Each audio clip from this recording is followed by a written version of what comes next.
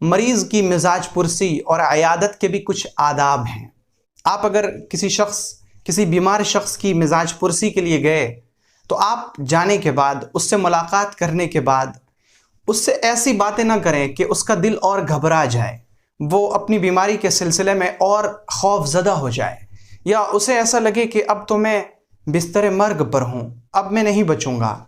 اب تو میں اس دنیا میں چند دنوں کا مہمان ہوں۔ بلکہ مریض سے ایسی بات کرنی چاہیے کہ یہ بیماری بہت معمولی ہے، شفا اللہ کے ہاتھ میں ہے۔ آپ جب بھی کسی مریض کی مزاج پرسی کے لیے جائیں تو اسے تسلی دیں، اس سے ایسی باتیں کریں جس کی وجہ سے اس کا حوصلہ مضبوط ہو۔ آپ اسے وہ خوشخبریاں سنائیں جو خوشخبریاں پیغمبر صلی اللہ علیہ وآلہ وسلم نے بیمار کے لیے بیان کی ہیں، کہ جب کوئی شخص بیمار پڑتا ہے یا کوئی شخص تھکتا ہے یا اسے کوئی فکر لاحق ہوتی ہے یا اسے کوئی کانٹا بھی چبھتا ہے تو اللہ تعالیٰ اس کی وجہ سے، اس تکلیف پر صبر کی وجہ سے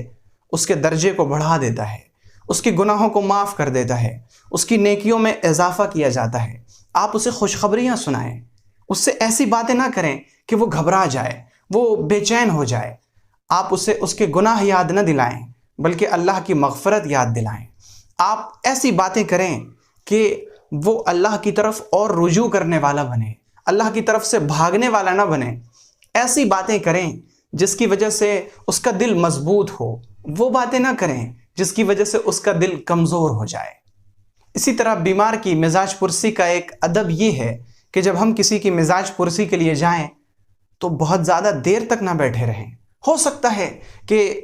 بہت زیادہ دیر تک بیٹھنے سے مریض کو اکتاہٹ ہو رہی ہو اور وہ آپ سے بول نہ پا رہا ہو، تو ہم مختصر میں کم وقت میں مزاج پرسی کر کے واپس آ جائیں۔ تو یہ مزاج پرسی کرنے کی اتنی بڑی فضیلت ہے کہ پیغمبر علیہ السلام نے فرمایا کہ جو شخص